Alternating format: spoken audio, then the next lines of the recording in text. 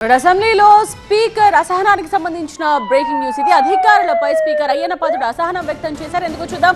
సభ్యులు అడిగే ప్రశ్నలను సరిగా పరిశీలించకుండా సంబంధం లేని మంత్రులకు పంపుతున్నారు అన్నారు స్పీకర్. ఒక శాఖకు సంబంధించిన ప్రశ్నను మరో శాఖకు పంపుతున్నారు అన్నారు స్పీకర్. అధికారులు జాగ్రత్తగా ఉండాలని స్పీకర్ అయ్యన్నపాత్రుడు సూచించారు. మన అసెంబ్లీలో వచ్చిన క్వశ్చన్ కౌన్సిల్ రాకూడదు.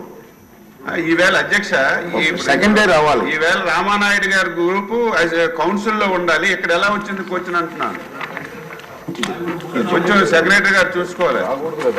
సెక్రటరీ గారు కాదు, అన్నీ కూడా స్పీకర్ గారు సెక్రటరీ మీద మాట్లాడతారు. ఒక్క నిమిషం కూర్చొని చెప్తాను. చదువుతా.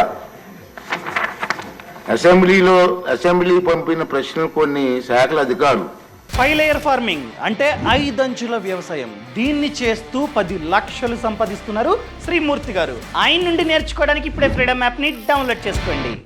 కొన్ని శాఖల అధికారులు నోటీస్ పాయింట్ అనాలోచితంగా వేరే శాఖలకు వాళ్ళే పంపించుకుంటున్నారు. ఈ రోజు కూడా వచ్చింది ప్రాబ్లం.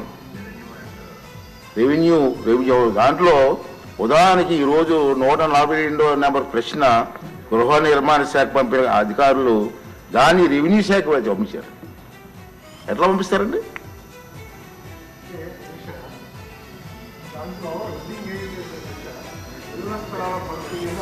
అని హెడ్డింగ్ ఇచ్చారు అధ్యక్ష. క్వశ్చన్లో మాత్రం బాడీలో మాత్రం ఎక్కువ హౌసెస్ గురించి క్వశ్చన్లు అడిగారు. బట్ క్వశ్చన్ హెడ్డింగ్ మాత్రం ఇళ్ల స్థలాల పంపిణీలో అవకతవకలు. అంటే నేను కామెంట్ చేయట్లేదు సార్. ఇటువంటి పొరపాట్లు జరగకుండా చూడమంటున్నాను నేను.